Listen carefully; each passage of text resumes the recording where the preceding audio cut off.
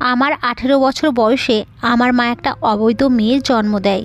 কেননা আমার বাবা অনেক আগেই মারা গেছে। আজ পর্যন্ত সেই মেয়েকে কেউই দেখতে পায়নি, কেননা মা তাকে সব সময় ঘরে আটকে রাখে। একদিন আমি দরজা খুলে হঠাৎ সেই ঘরে ঢুকলে আমার তো অন্তরাত্মা কেঁপে ওঠে, কেননা সে তো... নমস্কার বন্ধুরা, আপনাদেরকে জানাই স্বাগতম। আবারও একটি দুঃখের মর্মাহত গল্প নিয়ে চলে এসেছি আপনাদের সামনে। গল্পটিকে শেষ পর্যন্ত ভালো করে শুনবেন। চলুন তাহলে শুরু করা যাক। যখন আমি যুবতী হলাম তখন জানতে পারলাম যে আমার মা একটা মেয়ের জন্ম দিয়েছে, কিন্তু আমার বাবা তো অনেক বছর আগেই মারা গেছেন। এসব কারণে মায়ের প্রতি আমার ঘৃণা ছিল, কেননা সে খারাপ কাজ করেছিল। কিন্তু আমি অবাক হয়েছিলাম যে মায়ের মেয়েটাকে কেন লুকিয়ে রাখে। আজ অবধি কেউই ওকে দেখেনি, কেননা আমার মা সব সময় আমাদের বাড়ির দরজা বন্ধ করে রাখে। হঠাৎ করে আমি দরজা দিয়ে ভিতরে উকি দিয়ে যা দেখলাম, তাতে তো আমার মাথায় যেন আকাশ ভেঙে পড়ল। কেননা সেই মেয়েটা তো... আমার নাম রিম্পা। আমি আমার জীবনের বেশিরভাগ সময় নিজের মাকে ঘৃণা করে কাটিয়ে দিয়েছি, কিন্তু মা আমাকে সব সময় ভালোবেসেছে। আমার মা আত্মীয় স্বজনের ব্যাপারে আমাকে কিছুই বলতো না। আমি যখনই তাকে জিজ্ঞেস করতাম তখন সে এটাই বলতো যে এই দুনিয়াতে আমাদের কেউ নেই, মা ছাড়া আমারও এই দুনিয়াতে কেউই ছিল না। যখন আমি স্কুলে যেতে শুরু করেছিলাম তখন আমার মাই আমাকে স্কুলে ছাড়তে যেত, আর আনতেও সেই যেত। আমি আমার মায়ের সাথেই থাকতাম। যদি সে বাড়ি থেকে কিছু সময়ের জন্য কারো কাছে যেত তাহলেও আমার খুব টেনশন হতো, আর আমি ঘরের দরজায় বসে কান্না করতে শুরু করে দিতাম। যখন মা আমার কান্নার আওয়াজ পেত তখন সে দৌড়ে আমার কাছে চলে আসতো আর আমাকে কোলে উঠিয়ে নিত। মায়ের কোথাও যাওয়াতে আমার এরকম মনে হতো যে বাবার মতো আমার মাও আমাকে ছেড়ে চলে যাবে, আর আমি এই বাড়িতে নিঃসঙ্গ হয়ে মরে যাব।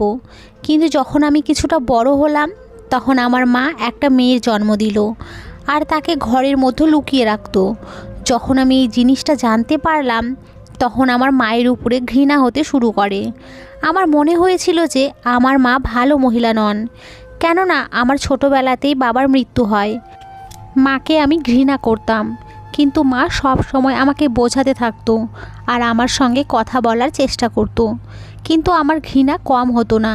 মা আমাকে জিজ্ঞেস করতো, তোর কি হয়ে গেছে, তুই আমার সাথে এরকম ব্যবহার কেন করছিস? আমার তো মনে হয়েছিল তুই আমার উপরে বিরক্ত, কিন্তু তোর হৃদয়ে নিজের মায়ের জন্য এত বেশি ঘৃণা থাকতে পারে এটা আমি ভাবতেও পারতাম না। তখন আমি তাকে জিজ্ঞেস করলাম, তুমি আমাকে বলো, এত বছর আগে বাবা মারা যাওয়ার পরেও তোমার এই মেয়ে এলো কোথা থেকে? মা আমার এই প্রশ্নের জবাব দিত না, চুপ হয়ে যেত। সেই মেয়ে যাকে মা আমার বোন বলতো, সে আমাকে বলতো যে তুমি মায়ের সঙ্গে ঝগড়া করো না। এছাড়াও ও যখন আমার কাছে আমার ঘরে আসতো তখন আমি ওকে আমার ঘর থেকে তাড়িয়ে দিতাম, আর ও কান্না করতে করতে মায়ের কাছে ফিরে যেত। কিন্তু মা আমাকে কখনোই কিছু বলতো না। এখন আমার মায়ের বয়স প্রায় 45 বছর। তার মুখে বলিরেখা পড়ে গেছিল, এছাড়াও চোখের নিচে কালো দাগ পড়ে গিয়েছিল। তাকে দেখেই মনে হতো কোনো একটা ব্যাপার নিশ্চয়ই আছে, যার টেনশনে সে ঘুমাতে পারে না। আমার মনে হতো সে অনেক পাপ করেছে, সেই অনুশোচনায় হয়তো রাতে ঠিকমতো ঘুমোতে পারে না। আমার মা তার অবৈধ মেয়েকে সবার থেকে লুকিয়ে রাখতো। যদি কেউ আমাদের দরজায় আসতো তাহলে মা বোনকে ঘরের মধ্যে লুকিয়ে দিত। এসব দেখে আমার খুব রাগ হতো। একদিন মা আমার কাছে এসে আমাকে বলতে লাগলো, দুপুরবেলা রেডি হয়ে থাকিস, তোকে ছেলের বাড়ি থেকে দেখতে আসবে, আর তারা খুব ভালো মানুষ। আমি মায়ের কথার কোনো জবাব না দিয়েই নিজের ঘরে চলে গেলাম। দুপুরবেলা যখন তারা আমাদের বাড়িতে এলো তখন মা আমার ঘরে এসে দেখলো আমি রেডি হইনি। তখন মা আমাকে বলতে লাগলো যে তুই এখনও রেডি হসনি, তোকে তারা দেখতে এসেছে। এ কথা শুনে আমি তাকে বললাম, তোমাকে আমায় নিয়ে চিন্তা করতে হবে না, আমি এখনই বিয়ে করব না। তুমি তোমার ভালো মেয়ের খেয়াল রাখো, যাকে তুমি সবার থেকে লুকিয়ে রেখেছো। মা আমার মুখের উপরে হাত রেখে বলল, ভগবানের জন্য আস্তে কথা বল, কাউকে বলিস না যে তোর একটা বোন আছে। আমি তাকে বললাম, কিন্তু কখনো না তো কখনো সবাই জানতেই পেরে যাবে, তখন কি করবে? আমার মা বলল, আমরা এখান থেকে অন্য কোথাও চলে যাব। একদিন যখন কোনো কাজে মায়ের ঘরের পাশ দিয়ে যাচ্ছিলাম, তখন ভেতর থেকে মায়ের আওয়াজ আসছিল। এরপরে আমি যখন লুকিয়ে ভেতরে দেখলাম, তখন আমার দম বন্ধ হয়ে এলো। কেননা আমার মা ওই বাচ্চা মেয়েটার সাথে বসে কান্না করছিল। এরপরে আমার মা যে কথা বলল, সেটা শুনে আমার পায়ের নিচ থেকে মাটি বেরিয়ে গেল। আমি আমার মাকে এরকম কান্না করতে দেখতে পারছিলাম না। তাই আমি তার কাছে গিয়ে বললাম, কি হয়েছে? তুমি এরকম কান্না করছো কেন? আমাকে সত্যিটা কেন বলছো না? তখন আমার মা বলল, আমি প্রতিজ্ঞা করেছিলাম যে আমি কখনোই কাউকে কিছুই বলবো না, কিন্তু তোর আমার প্রতি এত ঘৃণা আমি আর সহ্য করতে পারছি না। আমি আমার এক মেয়ের জন্য অন্যকে নিজের থেকে দূরে করে দিচ্ছি। আমি এই দুঃখ আর সহ্য করতে পারছি না। আমি চাই না যে কাল আমার মরার পরেও তুই আমাকে ঘৃণা করতেই থাকিস। তুই মনে করিস আমি কোনো পাপ করেছি, কিন্তু এটা সত্যি না। আজকে আমি তোকে সমস্ত সত্যিটা বলতে চাই। আমি আমার মায়ের কাছে গিয়ে বসে পড়লাম আর তার কথা শুনতে লাগলাম। এরপরে মা তার গল্প বলতে শুরু করলো। মা বলল, আমরা 5 বোন আর 1 ভাই ছিলাম। আমার সবচেয়ে বড় দিদি এই বয়সে বিধবা হয়ে বাড়িতে ফিরে এসেছে। এই জিনিসটা নিয়ে মা এত কষ্ট পেয়েছিল যে বিছানায় ধরা হয়ে পড়ে। আমরা ছোট্ট একটা গ্রামে থাকতাম। আমাদের গ্রামের অবস্থা খুব খারাপ। সেখানকার সমস্ত লোকের মতো আমার বাবাও লোকের জমিতে কাজ করে সংসার চালাতো। ব্যাস 2-3 জন লোক ছিল যারা বড় লোক, কিন্তু তাদের হৃদয় খুব ছোট ছিল। তারা কারো সাহায্য করতো না, শুধু নিজেদের কথাই ভাবতো। আমাদের ভাই সবচেয়ে ছোট। বাবা আমাদের ভাই আর ছোট বোনকে স্কুলে পাঠাতে শুরু করেছিল। বাবা বলেছিল যে অন্য বাচ্চারা তো টাকার অভাবে পড়তে পারেনি, কিন্তু এই দুজনে পড়াশোনা করুক, হয়তো এদের দ্বারা আমাদের দিন বদলে যাবে। আমার সব বোন বাড়িতে সেলাইয়ের কাজ করতাম, তাতেও কিছু টাকা পেতাম, কিন্তু সমস্ত টাকা বাড়ির বাজার আনতেই শেষ হয়ে যেত। কেননা যে সমস্ত বাড়ির মহিলাদের কাপড় আমরা সেলাই করতাম, তারা আমাদেরকে খুব বেশি টাকা দিত না, কিন্তু আমরা কিছু বলতেও পারতাম না, কেননা তাহলে হয়তো এই টাকাও আমাদের হাত থেকে চলে যেত। আমার মা খুব বেশি অসুস্থ থাকতে শুরু করে। দিদি বাবাকে বলেছিল যে বাবা কারো কাছ থেকে ধার করে মাকে শহরের কোনো ভালো ডাক্তারের কাছে নিয়ে যাও। আমরা দিন রাত নিজের মাকে এরকম ছটপট করতে দেখতে পারতাম না। বাবা বলতো, আমিও কি করব, দিন রাত আমি পরিশ্রম করি, কিন্তু যাদের কাজ করি তারা খুবই নির্দয়। ছোটোখাটো ভুলের জন্যেও তারা টাকা কেটে নেয়। যদি তোর মাকে নিয়ে শহরে গিয়ে কোনো বড় ডাক্তারকে দেখায়, তাহলে সে যে রিপোর্টই করাবে তাতেই 1000 টাকা খরচা হয়ে যাবে। তারপরে চিকিৎসা করানোর টাকা কোথা থেকে আসবে? এখনও তো আমি আগের ঋণই শোধ করতে পারিনি। তাছাড়াও কে এমন আছে যে আমাদের মতো গরিবকে ধার দেবে? আমি খুব বেশি টেনশনে থাকতাম। যেদিকেই তাকাতাম সমস্ত রাস্তা বন্ধ দেখতে পেতাম। আমার মায়ের খুব কষ্ট হতো, তাই সে কান্না করতে থাকতো। এদিকে আমার দিদিদেরও বিয়ের বয়স হয়ে যাচ্ছিল, তাই বাবা মা খুব টেনশনে থাকতে শুরু করে। একদিন মা বলল যে এই বাড়িটা বন্ধক দিয়ে কোনো রকমভাবে মেয়েদের বিয়ের ব্যবস্থা করো। বিয়ের পরে কিছু কিছু করে টাকা তাদেরকে ফিরিয়ে দেব। আমরা বোনেরা বাবাকে বাড়ি বন্ধক রাখতে নিষেধ করলাম, কিন্তু সে আমাদের কথা শুনলো না আর বাড়ি বন্ধক রেখে দিল। বাবা বন্ধকের টাকা নিয়ে ফিরে আসছিল। গরমের দিন ছিল, তাই প্রচণ্ড গরমে খিদে তেষ্টায় রাস্তাতেই বাবা মাথা ঘুরে পড়ে যায়। সেখানের কিছু লোক তাকে ধরাধরি করে বাড়িতে নিয়ে আসে। যখন তার হুঁশ ফিরল, তখন তার কাছে টাকা নেই দেখে বাবা খুব বেশি টেনশনে পড়ে গেল আর কান্না করতে লাগলো। যখন আমার বাবাকে জিজ্ঞেস করলাম, তখন সে সমস্ত কথা খুলে বলল।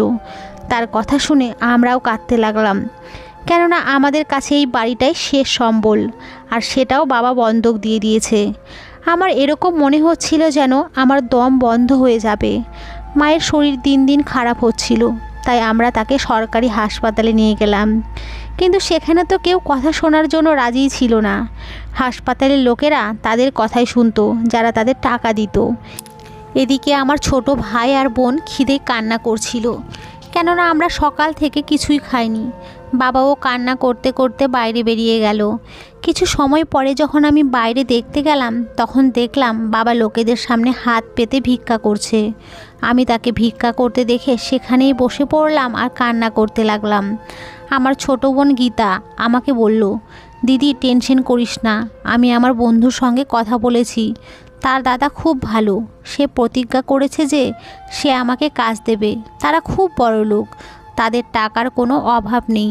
সে আমাকে বলেছে যে আমি খুব সুন্দরী, তাই আমি চাইলে মডেল হতে পারবো, তারপর আমি টিভিতে আসবো, অন্য শহরে গিয়ে মডেলিং করতে পারবো। আমি ওর কথা শুনে বললাম, তুই এত ছোট, তার উপরে তুই এ কী ধরনের কথা বলছিস? আমরা না খেয়ে মরতে রাজি আছি, কিন্তু তোকে কখনোই কোনো খারাপ কাজ করতে দেব না। আমি শুনেছি যারা এই কাজ করে তাদের অবস্থা খুব খারাপ হয়, আর কেউ বিনা স্বার্থে কোনো গরিব মেয়ের সাহায্য করে না, আর না তো তাদেরকে কোনো কাজ দেয়। আমার বোন বলল, দিদি আমি এসব সহ্য করতে পারছি না, আমার সাথে যা হওয়ার হোক, কিন্তু আমি কোনো অবস্থাতেই তোমাদেরকে এই অবস্থায় দেখতে পারবো না। ওই যে সামনে বাবা কতটা অসহায় হয়ে লোকেদের সামনে হাত পেতে ভিক্ষা চাইছে, যাতে আমরা কিছু খেতে পারি আর আমাদের মায়ের চিকিৎসা হয়ে যায়। ভিক্ষা করার চেয়ে ভালো আমি আমার পরিবারের জন্য নিজের জীবন নষ্ট করে দেই। আমি আমার বোনকে অনেক বোঝালাম, কিন্তু ও আমার কথা শুনলো না। ও বলছিল, যদি আমি মরি তাহলেও তোমাদের সবাইকে এই অবস্থা থেকে বের করেই মরব। যদি আমরা এই অবস্থাতেই থাকি তাহলে কখনোই কারো বিয়ে হবে না, আমরা সমস্ত বোনেরা অবিবাহিতই হয়েই মরে যাব। তখনই ডাক্তার এসে বলল যে আপনাদেরকে এখনই 5,000 টাকা জমা করতে হবে, না হলে আপনার মায়ের জীবন হয়তো বাঁচবে না। এত টাকার কথা শুনে বাবা তো মাথায় হাত দিয়ে সেখানেই বসে পড়ল। এরপরে কিছু সময় পরে বাবা বলল, মাকে এখানেই রেখে চল, আমরা বাড়িতে যাই। যখন তোদের মা মরে যাবে তখন এরা নিজেরাই বাড়িতে পৌঁছে দেবে, কিন্তু এখন যদি আমরা এখান থেকে নিয়ে যাই তাহলে 2 দিনের টাকা দিতে হবে, আর আমার পকেটে ফুটো পয়সাও নেই। কথা বলে বাবা চুপচাপ হয়ে গেল। যখন আমি আমার বোনের দিকে তাকালাম তখনও সেখানে ছিল না। আমি ওকে পুরো হাসপাতালে খুঁজলাম, কিন্তু কোথাও পেলাম না। ভাইদের কাছে যখন জিজ্ঞেস করলাম তখনও বলল, দিদি বলেছে বাবাকে কোথাও নিয়ে যাস না, আমি টাকা নিয়ে আসছি। ওর কথা শুনে আমি খুব ভয় পেয়ে গেলাম। আমার মনে অনেক খারাপ খারাপ চিন্তা ভাবনা আসছিল। সন্ধ্যা হতে হতেই ও ফিরে এলো। ওকেও খুব উদাস লাগছিল, আর ওর মুখের রঙও বদলে গেছিল।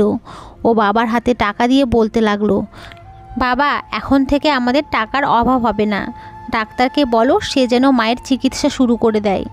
আমি আমার বোনের হাত ধরে ওকে সাইডে নিয়ে গিয়ে ওকে বললাম, তুই আমার কথা শুনলি না? গীতা বলতে লাগলো, দিদি আমি কোনো খারাপ কাজ করতে যাচ্ছি না, আমি মডেলিং করতে যাচ্ছি। আমার বন্ধুর দাদা প্রতিজ্ঞা করে বলেছে আমাদের যত টাকার দরকার হবে ওর কাছ থেকে নিয়ে আসতে। সেই সময় সবাই ওর কথার উপরে ভরসা করে নিয়েছিল, কেউই জানতো না সত্যিটা কি। গীতা প্রতিদিন সেজে গুজে বাড়ি থেকে বের হয়ে যেত। বাবা ওর এই অবস্থা দেখতে পারছিল না, কিন্তু নিজের বাধ্যবাধকতার কারণে হয়তো তিনি ভাবলেন, অনেক মেয়েই তো আজকাল এই কাজ করছে, চলো কোনো ব্যাপার না। এখন আমার মা একদম ঠিক হয়ে গেছে, তাই আমরা মাকে নিয়ে বাড়িতে ফিরে এলাম। কয়েকদিন পরেই বাবা যার কাছে ঘর বন্ধক রেখেছিল সে টাকা ফেরত না পাওয়ার কারণে আমাদের বাড়ি বিক্রি করে দিল। সেদিন আমরা সারা রাত বাইরে কাটালাম। যখন আমার বোন গীতা এই কথা জানতে পারলো তখনও আমাদের কাছে এসে একটা ফোন করলো। কিছু সময় পরে একটা বড় গাড়ি এলো আর আমাদের সবাইকে এখান থেকে নিয়ে চলে গেল। এরপরে আমরা অন্য একটা জায়গায় চলে গেলাম। সেখানে একটা বাড়ি ছিল। আমার বোন বলল, ভিতরে চলো। যখন আমরা ভেতরে গেলাম তখন সেই বাড়িটা দেখে হতবাক হয়ে গেলাম। এই বাড়িটা অনেক বড় আর খুবই সুন্দর করে সাজানো গোছানো। বাবা গীতার দিকে কৃতজ্ঞতার চোখে দেখতে লাগলো আর ওর মাথায় হাত বুলাতে বুলাতে বলল, আমার মেয়ে তো আমাদের সবার কপাল বদলে দিয়েছে। আমি গর্বের সাথে সবাইকে বলবো যে আমার মেয়ে মডেলিং করে। কিন্তু গীতা বলল, না বাবা, এখনোই কাউকে কিছুই বলো না, সবে তো আমি কাজ শুরু করেছি। আর জানো তো, কারো ভালো শুনলে লোকেদের জ্বলন শুরু হয়, এই কারণেই কাউকে কিছুই বলার দরকার নেই। এখন থেকে এই বাড়ি তোমার, তুমি এখানে আরামসে থাকো। আমার কাজে দেরি হচ্ছে, আমি যাচ্ছি। কাজ খুব বেশি চলছে, তাই আমাকে সেখানেই থাকতে হবে। সেই সময় আনন্দে কেউই ওর দিকে ধ্যান দেয়নি যে ও আমাদের সুখের জন্য নিজের সম্মান আর নিজের জীবন তছনছ করছে। আমার মা একদমই ঠিক হয়ে গেছে, আর বাবা আমার বিধবা দিদির বিয়ে দিয়ে দিয়েছেন। এরপরে দ্বিতীয় বোনেরও বিয়ে হয়ে গেল। এখন আমাদের অবস্থা বদলানোর কারণে আমাদের কপালও বদলে গেছে। আগে আমাদের বাড়িতে কেউই সম্বন্ধ নিয়ে আসতো না, আর এখন সম্বন্ধের লাইন লেগে গেছে। আমার সমস্ত দিদিদের বিয়ে খুব ধুমধামে হয়ে গেল। এখন আমার বিয়ের নম্বর এসেছে। যেদিন আমার বিয়ে ছিল সেদিন আমি গীতাকে বললাম যে, তুই আমার বিয়েতে আসবি তো? ও আমাকে বলল, তুই আমার দিদি, তার থেকেও বেশি তুই আমার বন্ধুর মতো। তুই আমার কাছে প্রতিজ্ঞা কর যে জীবনে যখনই তোর দরকার পড়বে তুই আমার সাহায্য নিতে আসবি। আমি ওকে বললাম, তুই এ কী ধরনের কথা বলছিস? তুই আমার বোন, আমি তোর সমস্ত সমস্যার সমাধান করে দেব। কখনোই তোকে একলা ছাড়বো না। আমি আমার বিয়ের দিন ওর অপেক্ষা করছিলাম, কিন্তু ও আমার বিয়েতে এলোই না। আমি যখন ওকে ফোন করলাম তখনও বলতে লাগলো, আমার এখানে কাজের চাপ খুব বেশি, তাই আসতে পারবো না। এছাড়াও ও তেমন একটা বাড়িতে আসতো না, আর যদিও বা কখনো আসতো তাহলেও রাতের অন্ধকারেই আসতো। একদিনও বাড়িতে এসে আমাদের সবাইকে বলল যে ও বিদেশে যাচ্ছে। এ কথা শুনে বাবা বলল, গীতা মা, কী দরকার আমাদের ছেড়ে বিদেশে যাওয়ার? এখন তুই এই কাজ ছেড়ে দে। এখন আমাদের কোনো জিনিসেরই কোনো অভাব নেই। সবার দায়িত্ব তুই ছেলের মতো পূরণ করেছিস। এখন তুইও বিয়ে করে নে। দেখিস তোর মতো মেয়ে পাওয়ার জন্য কত শাহজাদা আসবে। বাবার এই কথা শুনে ও হাসতে লাগলো, কিন্তু ওর হাসিতে আগের মতো ব্যাপার ছিল না। ওর হাসিতে যেন দুঃখ ফুটে উঠত, যেন ও অনেক কিছু হারিয়ে ফেলেছে। আমি ওকে বললাম, তুই নিজের জীবনের এত বছর আমাদের জন্য নষ্ট করে দিয়েছিস। যদি সম্ভব হয় তাহলে এই পাক থেকে বেরিয়ে আয়। কিন্তু ও আমার কথার কোনো উত্তর দিল না। ও সমস্ত বোনেদের অ্যাকাউন্টও খুলে দিয়েছিল, আর প্রতি মাসে সবার অ্যাকাউন্টে কিছু কিছু টাকা পাঠিয়ে দিত। ও বলতো যে এই টাকার কারণে আমার বোনেরা স্বামী আর শ্বশুরবাড়ির লোকের কাছে বেশি সম্মান পাবে, কেননা প্রতি মাসে তারা বোনের কারণে টাকা পাবে। আমি নিজের পছন্দের ছেলের সাথে বিয়ে করেছিলাম। আমার স্বামী একটা ছোট কোম্পানিতে চাকরি করত, আর ও আমাদের বাড়িতে থেকে যৌতুকও নেয়নি। এই কারণে আমার বোনেরা আর তাদের স্বামীরা আমার স্বামীকে বেশি সম্মান দিত না। যখন থেকে টাকা আসতে শুরু করলো, আমার বোনেদের ব্যবহারও বদলে গেল। গীতা আমাকে জিজ্ঞেস করেছিল, তোর কি কিছুই চাই না? আমি ওকে বলেছিলাম, আমি আমার সেই বোন ফেরত চাই, যাকে ছোট ছোট কথাতে মন খুলে হাসতে দেখেছি। কয়েকদিন পরে গীতা আমাদের সবাইকে আলবিদা বলে চলে গেল। যাওয়ার সময় ও মা আর বাবাকে কিছু কাগজ আর এটিএম কার্ড দিয়ে গেছিল, যাতে তাদের টাকা পয়সার দরকার পড়লে তুলে নিতে পারে। কখনোই কেউ ওকে জিজ্ঞেস করেনি যে ও এত টাকা কোথা থেকে পায়। যখন কখনো আমি ওকে জিজ্ঞেস করতাম, তখন বাইরের লোকেরা বলতো যে, তুই তোর বোনের উপরে সন্দেহ করছিস। এই তো তোকে সেই অভাবের জীবন থেকে বের করে শান্তির জীবন দিয়েছে, সমাজে সম্মান দিয়েছে। আমি নিজের শ্বশুরবাড়ি গিয়েও খুব টেনশনে থাকতাম। আমার স্বামী বলতো যে, তুমি টেনশন কেন করছো? যে যা কর্ম করবে তার ফল সেই পাবে। আমি তাকে বললাম, তোমার কোনো বোন নেই, তো যদি থাকতো তাহলে তুমি এরকম কথা বলতে পারতে না। তুমি জানো না, নিজের ভাই বা বোনকে এরকম কাদায় ভাসতে দেখলে খুব কষ্ট হয়। যদিও তুমি জানো একমাত্র মৃত্যু ছাড়া কেউই তাদের বের করতে পারবে না। অনেক বছর আমি গীতার অপেক্ষা করতে থাকলাম, কিন্তু সে ফিরে আসেনি। এদিকে আমার মেয়ে হলো। কয়েক বছর পরে আমার মায়ের মৃত্যু হয়ে গেল। সে নিজের মেয়ে গীতার অপেক্ষা করতে থাকলো, কিন্তু কেউই জানতো না যে ও কোথায় কাজ করে। একদিন আমরা খবর পেলাম যে অ্যাক্সিডেন্টে তার মৃত্যু হয়ে গেছে, কিন্তু আমার হৃদয় এই সব কিছু মানতে চাইছিল না। সব সময় আমার এটাই মনে হতো যে ও জীবিত আছে। মায়ের মৃত্যুর কিছুদিন পরে আমার স্বামীর মৃত্যু হয়ে গেল। এই শোকে কান্না করতে করতে মাস বছরে বদলে গেল। আর যখন আমার মেয়ে 18 বছরের হলো, তখন একদিন আমার বোন গীতার ফোন এলো। এত বছর পরে ও ফোন করেছে দেখে আমি সঙ্গে সঙ্গে ওর সাথে দেখা করতে চলে গেলাম। ও হাসপাতালে ছিল। আমাকে দেখেই ও আমার গলা জড়িয়ে ধরে অনেকক্ষণ কান্না করলো। ওর মেয়ে হয়েছিল, তাই ও খুব দুর্বল হয়ে গেছিল। ওকে দেখে আমার এরকম মনে হয়েছিল যে ও আমার বোন গীতা না, বরং অন্য কেউ। ওর অর্ধেক মুখ জ্বলে গেছিল। আমি ওকে জিজ্ঞেস করলাম, গীতা, এইসব কিভাবে হয়েছে? আর তুই কবে বিয়ে করেছিস? তুই জীবিত আছিস, তারপরেও লোকে কেন বলছিল তুই মরে গেছিস? ও আমাকে বলল। আমি নিজের ইচ্ছায় এই রাস্তায় গিয়েছি, কেউ জানতো না আমি কি কাজ করি। আজ থেকে অনেক বছর আগে আমি মাকে ওই অবস্থায় দেখতে পারছিলাম না, নিজের ছোট ভাই বোনকে খাবারের জন্য ছটপট করতে দেখতে পারছিলাম না। তাই আমি আমার বন্ধুর দাদার কাছে গিয়েছিলাম। কিন্তু যখন আমি আমার বন্ধুর দাদার কাছে গেলাম, তখন সে আমাকে মডেলিং করার অফার দেয়। তাছাড়াও ও আমাকে বলেছিল আমাকে আগে দেখতে হবে তুমি মডেলিং পারো কি না। আমি ওকে বলেছিলাম তাড়াতাড়ি করে বলো আমাকে কি করতে হবে। আমাকে হাসপাতালে টাকা নিয়ে যেতে হবে। ও আমাকে বলল, যদি তোমার এতই তাড়া থাকে তাহলে এই টাকা নিয়ে হাসপাতালে যাও। আমি টাকা নিয়ে হাসপাতালে চলে এলাম। কিন্তু টাকা দেওয়ার আগে সে যে কথা বলেছিল তাতে দুনিয়ার সমস্ত পুরুষের উপরে আমার ভরসা উঠে গেছিল। তুমি সত্যিই বলেছিলে, কেউ বিনা উদ্দেশ্যেও কারো সাহায্য করে না, আর গরিব মেয়েদের তো একদমই না। এরপরে যখন আমাকে দিয়ে তার হৃদয় ভরে গেল, তখন সে আমাকে কোঠাতে পাঠিয়ে দিল। সেখানে গিয়ে আমি জানতে পারলাম যে সে কত অসহায় মেয়েকে নিজের শিকার বানিয়েছে।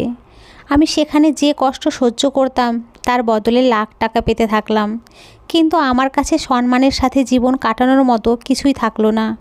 এই কারণে আমি ভাবলাম বাড়ির লোকেদের কিছুই বলবো না। তোমাদের সবার বিয়ে হয়ে গেলে পরে যখন আমি তোমাদের সবাইকে খুশিতে দেখলাম, তখন আমারও মন চাইতো আমার একটা ছোট্ট পরিবার হোক, নিজের বাচ্চা হোক। কিন্তু তারপরেই আমার নিজের কাজের কথা মনে পড়ে যেত। যদি আমি নিজের কাজ ছেড়ে দিতাম তাহলে আমার বাবা মা বোনেদের কি হতো। এই কারণেই আমি কাউকে কখনোই তোমাদের কথা বলিনি। তাছাড়া আমি কখনোই কারো সামনে আসিনি, কেননা কুকুরেরা দিনের বেলা ভদ্রলোকের ভিড়ে লুকিয়ে থাকে আর রাতের অন্ধকারে কোঠাতে যায়। বছর এভাবেই কেটে গেল। এরপরে একদিন কোঠাতে একটা মেয়ে এলো, যে আমার উপরে খুব জ্বলতো আর আমার জায়গা নিতে চাইতো। ও ভাবতো হয়তো এই সব খুব সহজ। রাগের বশে ও একদিন আমার মুখ জ্বালিয়ে দিল। আমি যন্ত্রণায় ছটপট করতে থাকলাম। যখন আমার হুঁশ এলো তখন দেখলাম এখানে আমার চিন্তা করার কেউই নেই, কেননা চিন্তা তো তারাই করে যারা তোমার আপনজন হয়। পরে যখন আমাকে রেখে সেই কোঠার কোনো লাভ হচ্ছিল না, তখন তারা আমাকে সেখান থেকে বের করে দিল। যে আমাকে এই কোঠাতে পৌঁছেছিল তার মেয়েও কোনোভাবে এই কোঠাতে পৌঁছে যায়। এসব দেখে সেই লোক পাগল হয়ে যায়। সে আমার সাথে সাথে না জানি কত মেয়ের জীবন নষ্ট করেছিল। তার নিজের কর্মের শাস্তি সে পেয়ে গেছে। সমাজের প্রতিটা বাড়িতেই কোনো না কোনো কাহিনী অবশ্যই আছে। কারো সাথে ভালো হয় তো কারো সাথে খারাপ। হয়তো আমি সেই সময় মরেই যেতাম, কিন্তু একটা লোক আমাকে বাঁচিয়ে নেয়। আমি তাকে আমার সমস্ত কিছু বলে দিলাম। আমার সমস্ত কাহিনী শুনে সে আমাকে বলল, তুমি কি আমাকে বিয়ে করবে? সেও আমার মতো অবস্থার শিকার ছিল। আমরা বিয়ে করে নিলাম। সে আমাকে আমার অতীত আর পোড়া মুখের সাথে নিজের করে নেয়। আমাদের বিয়ের 2 বছর পরে ডাক্তার বলল যে আমি মা হতে যাচ্ছি। এটা শুনে আমি ভয় পেতে লাগলাম, কেননা আমার মনে হচ্ছিল যদি সেই লোকেরা জানতে পেরে যায় আমার মেয়ে হয়েছে, তাহলে তারা আমার থেকে আমার মেয়েকে ছিনিয়ে নিয়ে যাবে। আমার কথাই সত্যি হলো, আর সেই লোকেরা আমার পিছনে লেগে গেল। 2 মাস আগেই আমার স্বামীর মৃত্যু হয়েছে। ওর ব্যবহার আমার সঙ্গে খুবই ভালো ছিল আর আমাকে খুবই ভালোবাসতো। কখনোই ও আমাকে আমার অতীত নিয়ে কথা শোনায়নি। ও আমাকে বলতো, গীতা তুমি আমার প্রথম আর শেষ ভালোবাসা। আজকে আমার স্বামী এই দুনিয়াতে নেই আর আমার মেয়ের জন্ম হয়েছে। কালকে যখন ও যুবতী হবে আর ও জানতে পারবে ওর মা কে ছিল, তখন ও আমাকে ঘৃণা করবে। এই কারণেই তুই আমার কাছে প্রতিজ্ঞা কর, এই মেয়েটার মা হয়ে তুই একে মানুষ করবি আর একে কখনো গীতা হতে দিবি না। এ কথা বলেই আমার বোন মারা যায় আর আমি ওর বাচ্চাকে বাড়িতে নিয়ে আসি। কিন্তু তুই ভেবেছিস এই বাচ্চাটাকে আমি জন্ম দিয়েছি। তোকে এই কারণে সত্যিটা বলেছি, কেননা আমি তোর ঘৃণা সহ্য করতে পারছিলাম না। এই বাচ্চাটাকে সবার থেকে লুকিয়ে রাখি, কারণ আমার ভয় ছিল কোথাও কেউ এসে আমার বোনের মেয়েকে আমার থেকে ছিনিয়ে নিয়ে না যায়। মা নিজের কাহিনী শোনাতে শোনাতে খুব কান্না করছিল। আমি আমার মাকে কি মনে করেছিলাম সেটা ভেবেই আমার খুব অনুশোচনা হচ্ছিল। আমি আমার মায়ের হাতে আমার ভবিষ্যৎ ছেড়ে দিলাম আর মায়ের কথা মতো বিয়ে করে নিলাম। কখনো এই রহস্যটা কেউ জানতে পারেনি। আমার ছোট বোন আমার মাসির মেয়ে, যাকে আমি সব সময় আমার মায়ের অবৈধ সন্তান মনে করতাম। আমার মায়ের দুঃখ অনেক বড় ছিল। সে সারা জীবন অনেক কষ্ট সহ্য করেছে। সমস্ত মানুষের জীবনেই অনেক রকম গল্প আছে, তার অনেকগুলোতে গভীর দুঃখও থাকে, যেগুলো আমরা জানার চেষ্টাও করি না। কেননা আমাদের মনে হয় আমাদের দুঃখই সবচেয়ে বড়।